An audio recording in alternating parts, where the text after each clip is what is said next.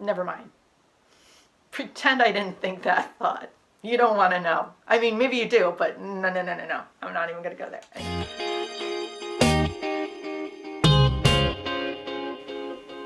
Hi.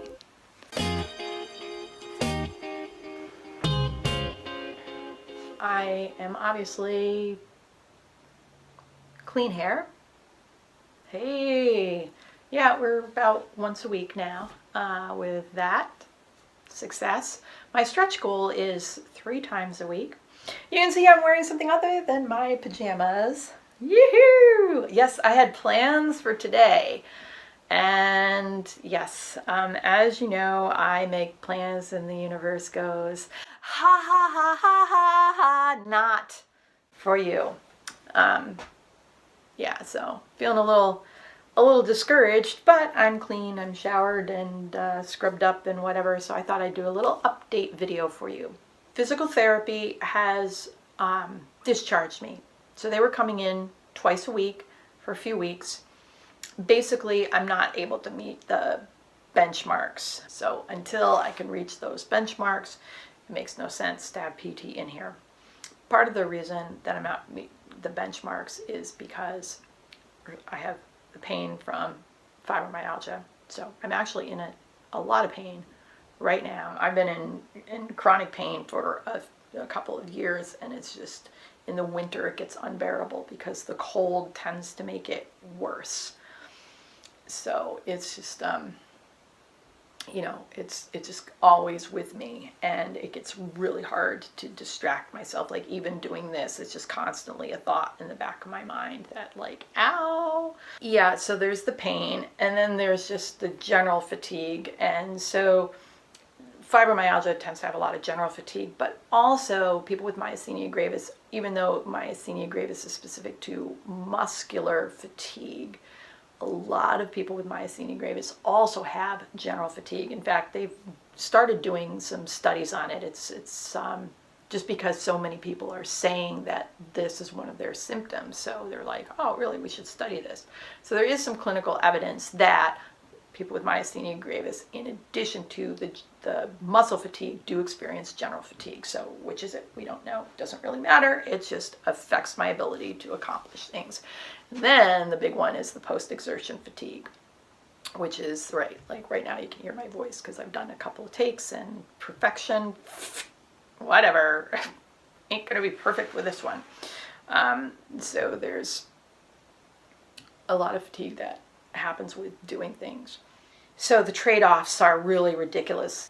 Do I wash the massive pile of dishes that have built up in the kitchen, or do I clear my desk off, which had tons of paper that had just kind of, papers and mail and just, clothing and all sorts of stuff that just kind of piled up and landed there.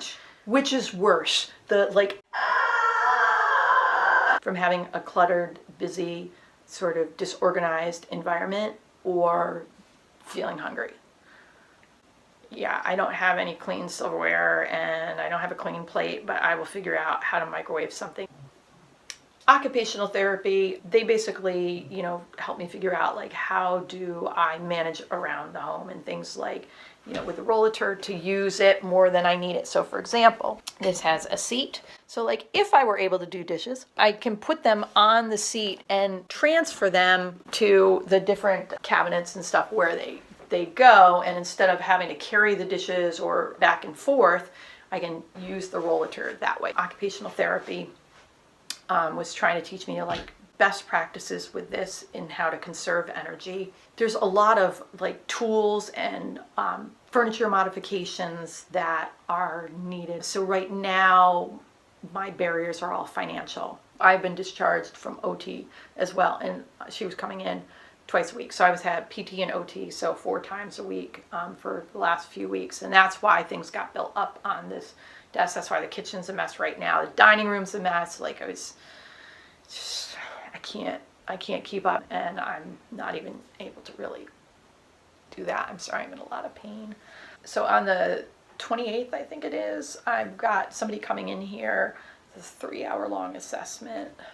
to figure out what kind of supports I need. So daily living stuff. I'm showering about once a week. I'm usually pretty good at eating every day, but nutritious, balanced meals is not happening every day, so that's a problem. I'm able to do dishes maybe once a week, or I should say I get all the dishes done once a week, and then maybe one other point during the week I kind of wash some of the dishes so that it doesn't like get crazy. I just don't have the ability anymore. So I'm strongly, fiercely independent, so I'm not driving, I'm socially isolated, the holidays are coming up.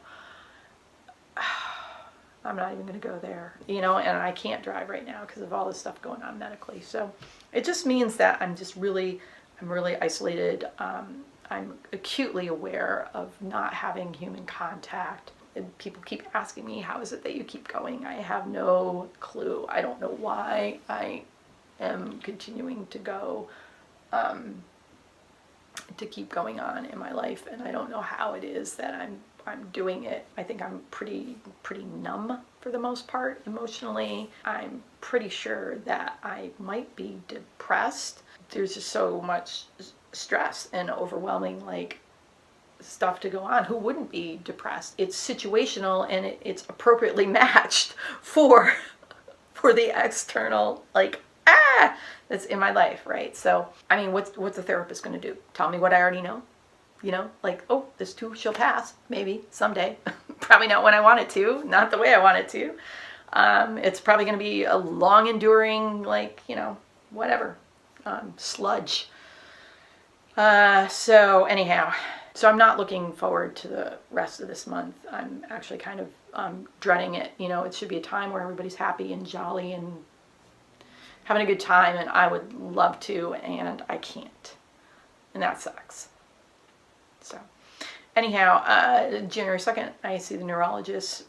That's where we're going to talk about treatment. How do we figure out things like, because I was slated to start medication to deal with the pain of the fibromyalgia in May of this year, and that got totally derailed because of all the neurological symptoms that started up. And when is a bad time to start a new medication that you don't know how it's going to affect you and will most definitely have side effects? When you have a whole new set of symptoms going on. With fibromyalgia, it's like people are like, oh, we'll take magnesium. It's an over-the-counter supplement like you can get at the vitamin store, and it's like, I can't, because it makes the muscle fatigue worse. It could cause a crisis.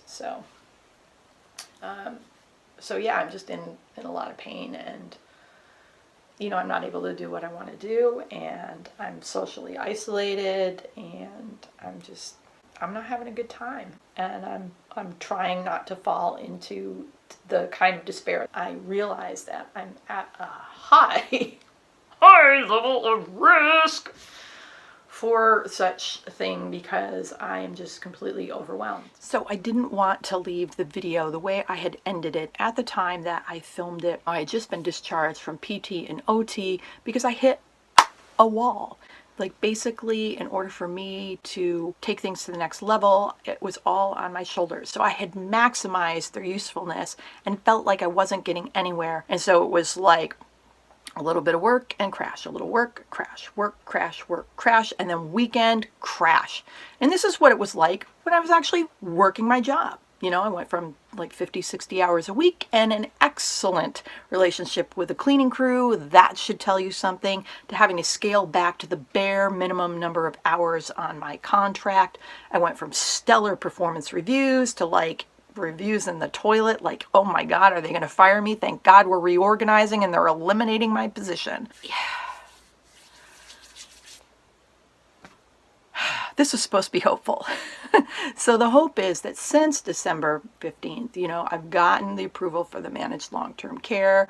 I just started like a week and a half ago with the personal care assistant. The kitchen is pretty much clean. Counter space is cleared. A lot of prepared food in the fridge. There's a variety of foods. All I have to do is scoop, heat, and eat. All of that helps to calm my mind and give me some sense of peace. And so things are starting to improve. Started medication with a neurologist. Not sure that it's working. I mean, it's like And I can't tell if it's helping or hurting because sometimes my symptoms get worse after taking the medication. Sometimes it seems like it might be helping because when I go several hours after the last dose, end of day, a lot of times I'm not doing so well. Maybe I'd have the same effect with placebo. So to me, it's kind of like taking a sugar pill. But at least now we know that this isn't like the end all be all, like, oh my God, doc, I took this medication and suddenly, I'm able to do everything.